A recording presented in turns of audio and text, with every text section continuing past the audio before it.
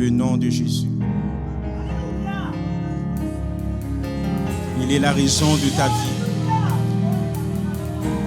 Si tu respires, c'est grâce à lui. Si tu es vivant, c'est grâce à lui. Si tu es sauvé, c'est grâce à lui. Peux-tu entendre un cri de joie, sachant que Jésus est la raison de ta vie? Acclame le Seigneur de tout ton cœur, dans le nom puissant de Jésus. Alléluia. Amen, amen. Vous pouvez vous asseoir. Jésus est la raison de notre vie. Il est le centre de nos préoccupations. Il est le centre de notre vie. Jésus eut à dire à ses disciples que sans lui, nous ne pouvons rien faire. Nous vivons dans une culture où on vous dit, vous n'avez pas besoin de Dieu. Mais la parole de Dieu nous dit le contraire. On a besoin de lui. C'est lui qui nous donne le souffle de la vie. C'est lui qui nous donne l'esprit ouvert pour le comprendre. Et pour le comprendre davantage, on doit rentrer en communion avec lui. Voilà pourquoi que le Saint-Esprit a mis dans mon cœur que ce mois-ci, eh bien, nous sommes en train de voir l'importance de communier avec Dieu par le biais de la prière. L'importance de la prière. Et c'est ce que nous sommes en train d'étudier depuis dimanche dernier. Vous savez, dans le monde dans lequel nous vivons, la vie moderne impose un rythme effréné. Les responsabilités s'accumulent, les distractions se multiplient. Donc, dans ce tumulte, la paix intérieure semble devenir un luxe inatteignable. Mais ne vous étonnez pas, si notre foi est parfois secouée, si notre foi est parfois bousculée, ce n'est pas par un manque de sincérité, mais c'est parce que les tempêtes de la vie, les moments difficiles, les troubles veulent éteindre notre flamme, veulent étouffer notre intimité avec Dieu. Pourtant, ce que nous vivons jour après jour, ce que nous vivons chaque jour, eh bien, nous enseigne une vérité puissante. Ce que nous vivons, la gloire de Jésus-Christ, nous enseigne une vérité puissante. Sans les racines profondes dans la prière, sans les racines profondes dans l'adoration, je vous le dis, notre relation avec Dieu se dessèche. Nous allons vivre une sécheresse spirituelle, inévitablement. Le chrétien ne peut se contenter du dimanche matin pour pouvoir être connecté avec Dieu. Oui, c'est important le dimanche matin. Oui, c'est important de se rassembler une fois par semaine ou 2 fois par semaine, peu importe, pour pouvoir adorer ensemble le Seigneur, pour vivre la gloire de Dieu ensemble. Mais nous avons besoin de plus. Nous avons besoin d'une connexion constante. Nous avons besoin d'une connexion vivante. Nous avons besoin d'une connexion captivante avec notre Créateur, à savoir Dieu le Père, Yahweh, le Père de notre Seigneur, Jésus-Christ. Et lorsque je vous dis cela, eh bien cela signifie d'avoir une culture, un style de vie centré sur sa personne, un style de vie centré sur lui, sur Jésus-Christ, soutenu par la respiration de la prière, soutenu par le feu de l'adoration. lorsqu'on se sent vidé, lorsqu'on est à bout de souffle, lorsqu'on se sent incapable de prier, ça nous arrive certaines fois, c'est tellement lourd, la situation est tellement lourde que nous avons la difficulté à parler au Seigneur, la difficulté à prier. Donc lorsque nous sommes à bout de souffle, lorsque nous avons de la difficulté à prier, eh bien ce verset va raviver notre flamme. Tournez avec moi dans 1 Thessaloniciens, chapitre 5, les versets 16 à 18. Lorsque tu te sens vidé, lorsque ça ne te tente même pas de prier, tu as envie de démissionner, sache que ce verset va raviver ta flamme pour lui. 1 Thessaloniciens, chapitre 5, les versets 16 à 18. Je lis pour vous. Soyez toujours joyeux. Priez sans cesse.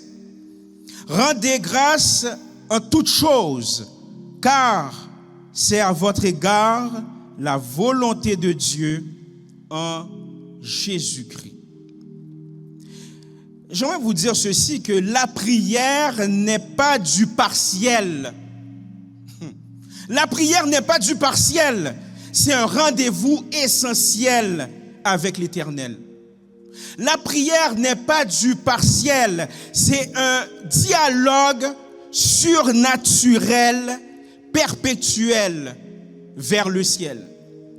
La prière n'est pas perpétuelle, ou du moins n'est pas partielle, c'est un lien, comment dirais-je, personnel avec le ciel.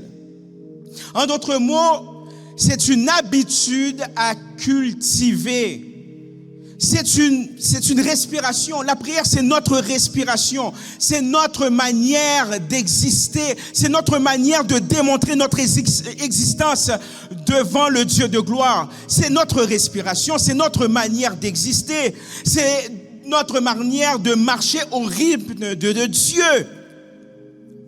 Vous savez, 1 Thessaloniciens, chapitre 5, les versets 16 à 18, eh bien, l'auteur, c'est Paul. Paul écrit à une église jeune. Paul écrit à une église qui est courageuse. C'est une église courageuse. Cependant, cette église vit une certaine anxiété. Cette église est inquiète concernant le retour de Jésus-Christ. Les chrétiens de Thessalonique avaient peur que ceux qui étaient déjà morts ne bénéficient pas de la résurrection de Jésus, ne bénéficient pas du retour de notre Seigneur Jésus-Christ, puisque ces chrétiens avec lesquels ils avaient des liens étaient décédés. Donc ils ont commencé à paniquer en disant, mais ils ne vont pas être témoins de la résurrection de Jésus-Christ. Mais ce que Paul va faire, eh bien, Paul va leur écrire, Paul va les rassurer par quoi? Pas par sa connaissance, par le biais de la parole de Dieu. Paul va les rassurer que ce n'est pas le cas. Car ceux qui sont morts vont ressusciter premièrement, de toute façon. Mais en dépit de tout ça, en dépit des inquiétudes, puis en dépit également de ce que Paul vient de leur dire, eh bien, Paul aussi va leur dire, vous savez, malgré tout cela, ok, non, ne vous inquiétez pas, ces chrétiens vont ressusciter. Lorsque viendra le temps du retour de Jésus-Christ, ceux qui sont morts, ils vont ressusciter premièrement. Et vous qui êtes là, eh bien, vous allez ressusciter avec, ou du moins, vous allez être enlevés avec Jésus-Christ. Mais en dépit de tout cela, et puis en même temps, c'était une église qui était persécutée aussi. La politique, les gens, les politiciens, les leaders religieux de l'époque qui ne croyaient pas au Seigneur Jésus-Christ persécutaient, intimidaient cette église. Donc ils vivaient une certaine forme d'anxiété, ils étaient dans un milieu anxiogène. Mais malgré cela, Paul, il le sait, parce que lui-même, il est persécuté. Paul le sait pertinemment, et bien Paul va leur dire, écoutez, en dépit de tout ça, soyez joyeux, mes chers amis. Soyez joyeux, soyez toujours joyeux.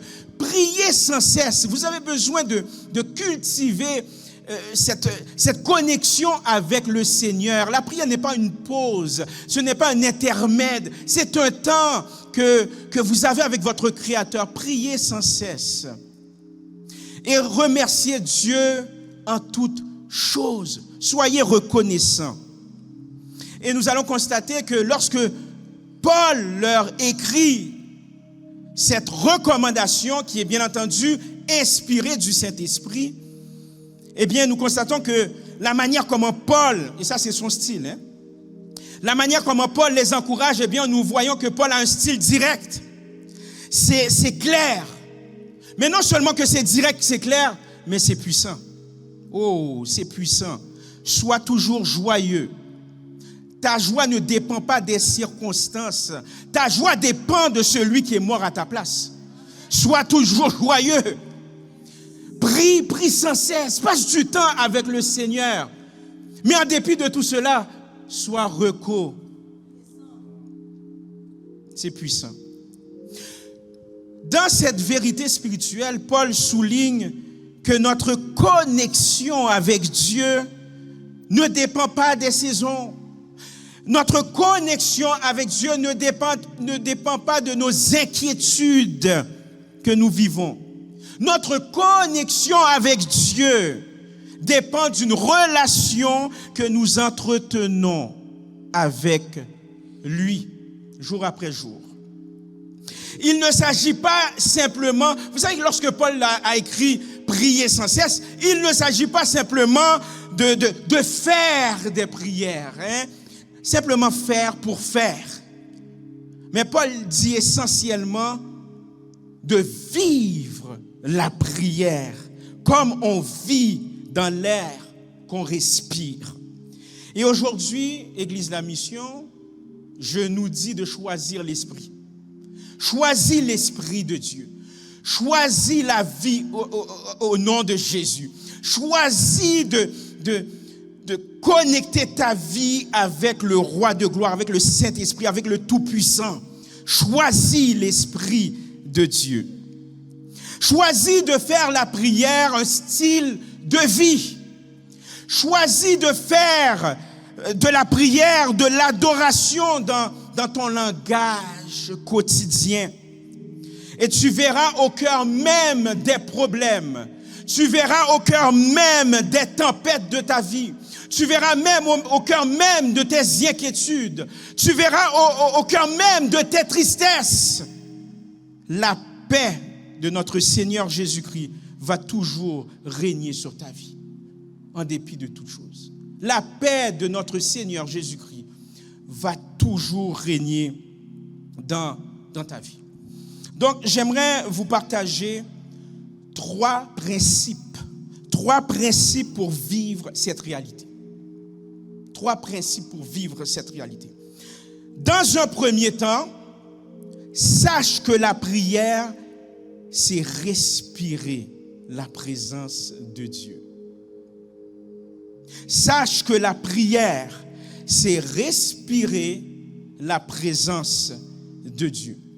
Vous savez qu'est-ce que ça veut dire respirer dans la présence de Dieu? Je n'ai pas choisi ça simplement pour faire un peu de littérature et puis un style de oratoire. Ça n'a rien à voir là. Il y a une révélation derrière ça. Respirer dans la présence de Dieu, c'est-à-dire tu prends le temps d'intégrer la prière dans ta routine quotidienne. C'est ce que ça veut dire. C'est-à-dire tu n'as pas besoin des moments longs, tu n'as pas besoin des moments formels pour prier. Prends uniquement quelques secondes à chaque étape de ta journée pour prier. C'est une façon de respirer la présence de Dieu jour après jour. Donc, lorsque tu te réveilles, prends le temps de prier. Lorsque tu prends ton café avec une crème de sucre, prends le temps de prier. Lorsque tu voyages, tu prends le transport, prends le temps de prier. Lorsqu'il y a quelque chose qui t'énerve le matin, prends le temps de prier, tout simplement. Invoque Dieu. Fais-lui part de tes pensées. Fais-lui part de tes préoccupations. Fais-lui part de tes frustrations. Fais-lui part aussi de ta gratitude envers lui. Fais-lui part de ta gratitude. Et tu verras, mes chers amis, je vous le dis, tu verras ces petites prières continuelles renforcent ta connexion avec lui. C'est ce qui a renforcé ma connexion avec Dieu. Parce que j'avais appris autrefois que les prières doivent être toujours formelles, dans un cadre. Non. De la même manière que tu respires, tu ne décides pas de respirer de telle manière. Non, ça vient naturellement. Donc il en va de même pour la prière. Tu intègres, tu respires la présence de Dieu. Tu intègres la prière dans ta vie quotidienne. Et tu vas remarquer que ça renforce ta connexion avec Dieu. Lorsque tu fais cela, tu te rappelles qu'il est constamment là. Parce que l'ennemi de notre âme, voire même notre conscience, certaines fois, lorsqu'on vit des moments de joie extrême, lorsqu'on vit des moments aussi de tristesse extrême, on oublie que Dieu est là. Mais lorsqu'on prend l'habitude de prier constamment, des petites prières, on l'intègre dans notre vie, eh bien on se rappelle que Dieu est constamment là. Il est là à chaque instant. Sachant qu'il est là à chaque instant, crée un espace de prière chez toi. Il n'y a rien de mal à ça. Crée un espace. Aménage un petit coin chez toi où tu peux prier tranquillement, sans tumulte. Que ce soit un coin dans ton salon, que ce soit un coin dans ta chambre, dans ta salle familiale. Ça peut être dans ta cour également, ou ton bureau.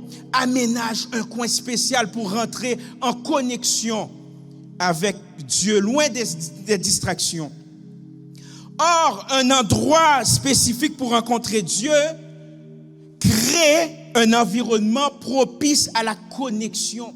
Crée un environnement propice pour recevoir des révélations qui viennent de Dieu.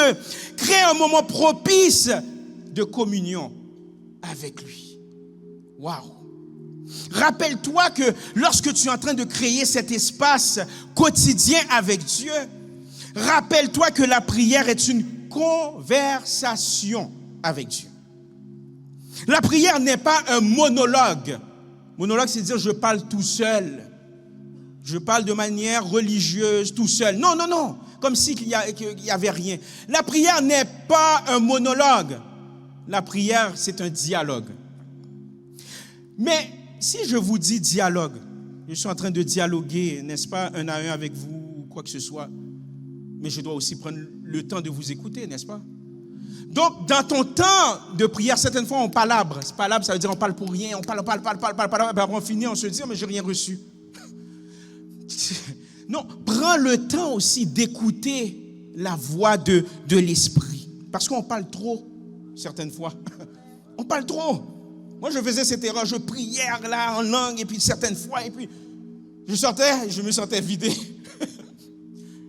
Je dis, qu'est-ce que Dieu m'a dit? Non. Vous savez, Dieu, lorsque vous prenez le temps d'écouter le Seigneur, Dieu vous parle tout au long de la journée. Dieu va vous parler principalement, oui, certes, dans votre temps de prière, dans votre temps de dévotion, mais Dieu vous parle aussi tout au long de la journée. Donc, restez attentifs, restez ouverts à la manière dont Dieu parle. Dans votre temps de dévotion, Dieu va vous parler en esprit. Pour des rares fois, audiblement. Mais la plupart du temps, par le biais des Saintes Écritures. Dieu va vous parler par le biais des Saintes Écritures. Donc, sache qu'un temps de prière, tu respires dans la présence de Dieu. En second lieu, la prière contemplative. La prière contemplative, c'est élever Dieu au-dessus, de nos problèmes. La prière contemplative, c'est élever Dieu au-dessus de nos problèmes. Vous voyez le mot contemplative, ça vient du mot contempler, du verbe contempler. Contempler, c'est quoi? C'est regarder quelque chose avec admiration. Vous regardez quelque chose avec admiration. Donc maintenant, vous regardez par le biais de la prière vous regardez Dieu avec admiration. Donc la prière contemplative, en d'autres mots, c'est de choisir l'adoration plutôt que la plainte. C'est-à-dire que dans les moments hasardeux, dans les moments difficiles, il est facile de se concentrer sur nos problèmes. Il est facile de faire nos problèmes une idolâtrie aussi. De faire le problème une idolâtrie. Il est facile de se laisser submerger par nos problèmes. Mais choisis consciemment, parce que certaines fois ça nous demande un petit effort, choisis consciemment de détourner ton regard vers Jésus. Même dans la douleur, même dans l'incompréhension. Choisis consciemment de tourner ton regard vers celui qui t'a sauvé, vers celui qui est mort à ta place, vers celui qui t'a pardonné, vers celui qui t'a accepté avant même que tu sois né. C'est de la prière contemplative. Par exemple, mets une chanson d'adoration chez toi et ferme les yeux et rappelle-toi constamment qu'il est là, qu'il est présent. Rappelle-toi constamment qu'il fait justice dans ta situation. Parce que lui-même a vécu l'injustice. Donc lorsque tu vis l'injustice, il comprend. Donc tu écoutes l'adoration, alléluia. Tu écoutes l'adoration, les louanges, et sache qu'il est là, qu'il est pour toi, au nom de Jésus. Parce qu'il est tout puissant, parce qu'il est fidèle, il est réconfortant. On sert un Dieu réconfortant. Et vous allez voir que lorsque vous faites cela, ça change automatiquement votre état d'esprit. Ça change votre état d'esprit. Et ça permet également à la paix de Dieu de remplir ton cœur. Est-ce que tu veux que ton cœur soit rempli de la paix de Dieu? Après quoi? Lorsque tu écoutes de l'adoration dans sa présence, maintenant parle-lui. De plus, pratique la pratique de la prière contemplative. Tu le fais aussi dans tes émotions. Pratique-le dans tes émotions. S'il te plaît, ne cache pas tes émotions devant Dieu. Parce que de toute façon, il voit. Ça ne sert à rien. Ne cache pas tes émotions devant Dieu, mais exprime-lui. Ou du moins, exprime-toi librement dans la prière contemplative. Si tu es joyeux, ben tu chantes. Si tu es joyeux, eh bien tu ris, tu souris. Mais si tu es triste ou en colère, exprime-le dans la prière. Exprime-le dans la prière. La colère, ce n'est pas un péché en passant. C'est qu'est-ce qu'on fait après lorsqu'on est colérique qui est péché. La colère, c'est une émotion. Donc, au lieu de déverser la colère sur tes amis, sur ta famille, sur tes enfants, sur ton chat, peu importe, mais apporte-lui ta colère au pied de la croix. Parce que Dieu voit qu'est-ce qui se passe dans ton cœur. Il est là, il sait toutes choses. N'aie point honte. Parle au Seigneur. Pourquoi? Parce que tu sais, Dieu préfère une prière contemplative sincère.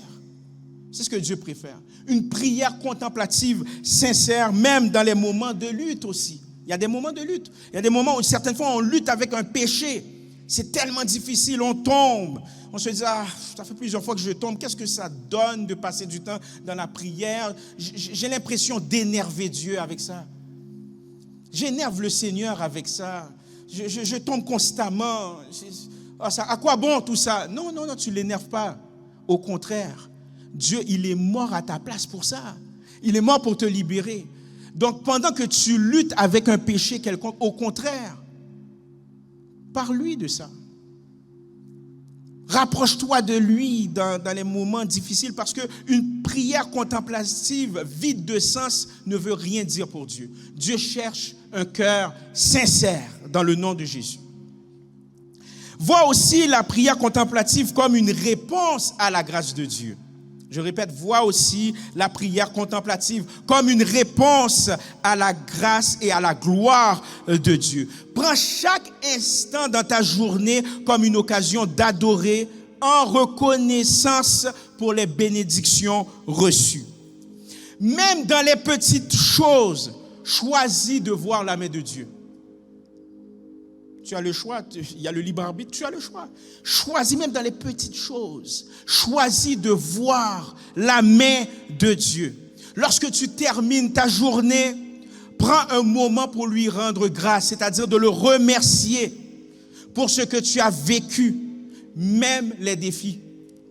Même les défis. Remercie Dieu pour les défis, ça va te rendre plus fort.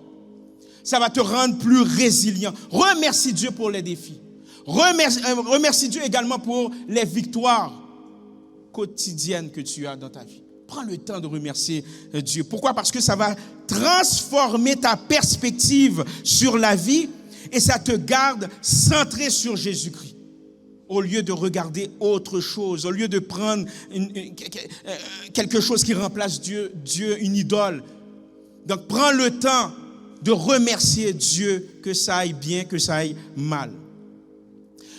Un autre point important, la reconnaissance. N'oublie pas ça. La reconnaissance, c'est choisir la foi dans toutes les circonstances.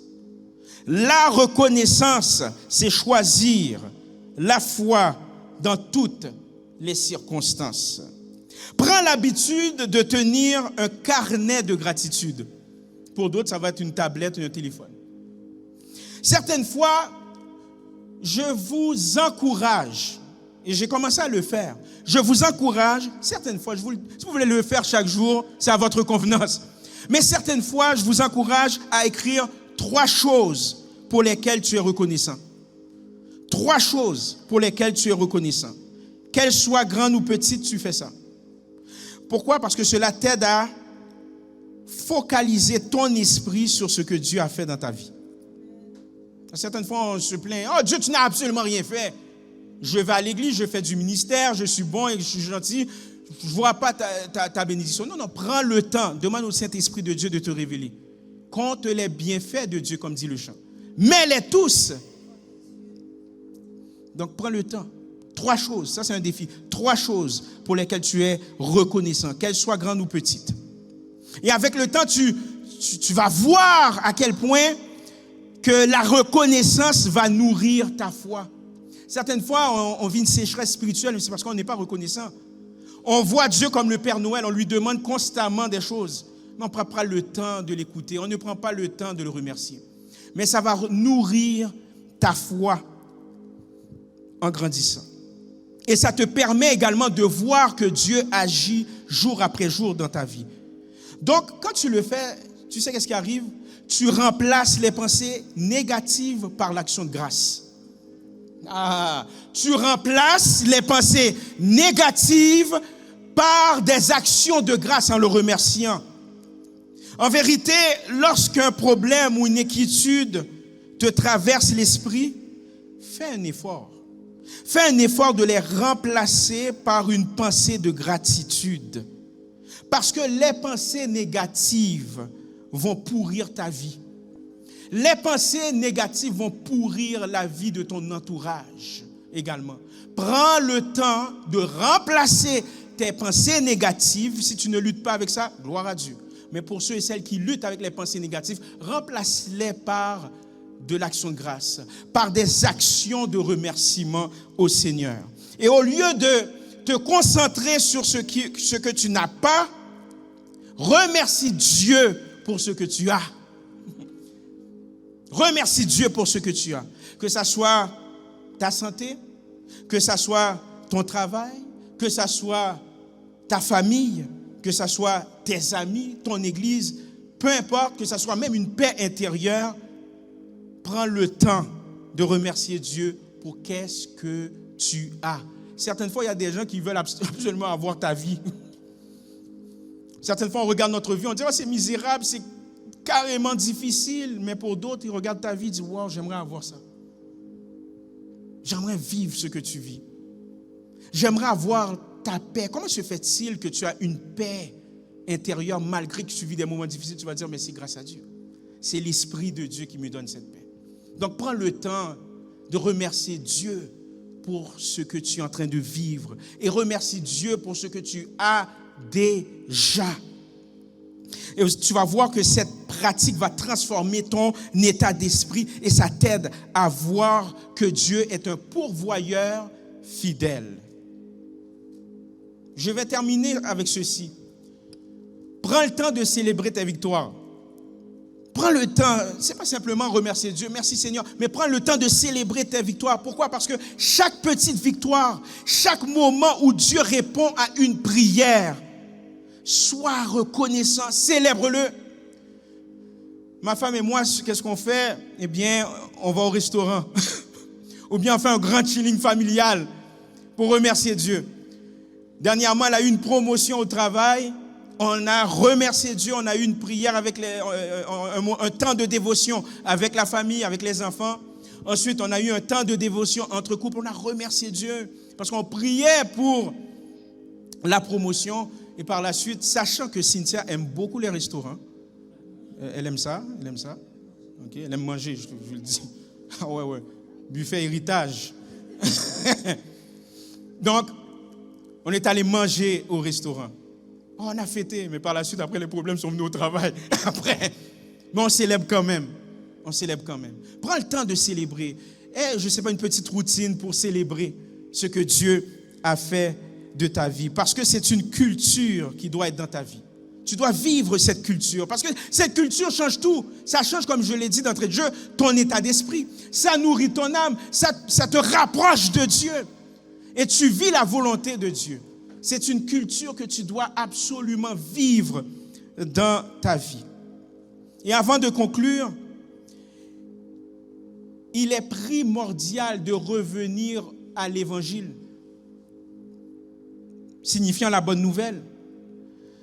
Tout ce que nous faisons par le biais de la prière, tout ce que nous faisons par le biais de l'adoration, tout ce que nous faisons par le biais de la reconnaissance se trouve, ou du moins, on trouve le sens de tout cela à travers la croix, à travers le sacrifice de Jésus-Christ. Parce que sur la croix, Jésus a payé le prix pour notre péché, pour rétablir justement notre relation avec Dieu. Il est mort à notre place justement pour que tu passes un temps de prière avec lui. Il est mort à ta place justement pour que tu puisses exercer la prière contemplative. Ainsi donc, il a ouvert la voie à une intimité réelle avec Dieu. Une intimité qui fut disparue lorsque nos ancêtres ont péché contre lui. Mais gloire soit rendue à Dieu qu'il est venu rétablir cette relation pour que tu puisses vivre justement une prière puissante, une prière contemplative. Parce qu'il a tout donné afin que nous puissions tout recevoir. Marche avec Dieu, tout simplement. Crois en lui, prends l'habitude de prier. Ne vois pas la prière comme un fardeau. Vois ce temps comme un temps privilégié avec notre Seigneur Jésus-Christ. Sois encouragé au nom de Jésus. Amen.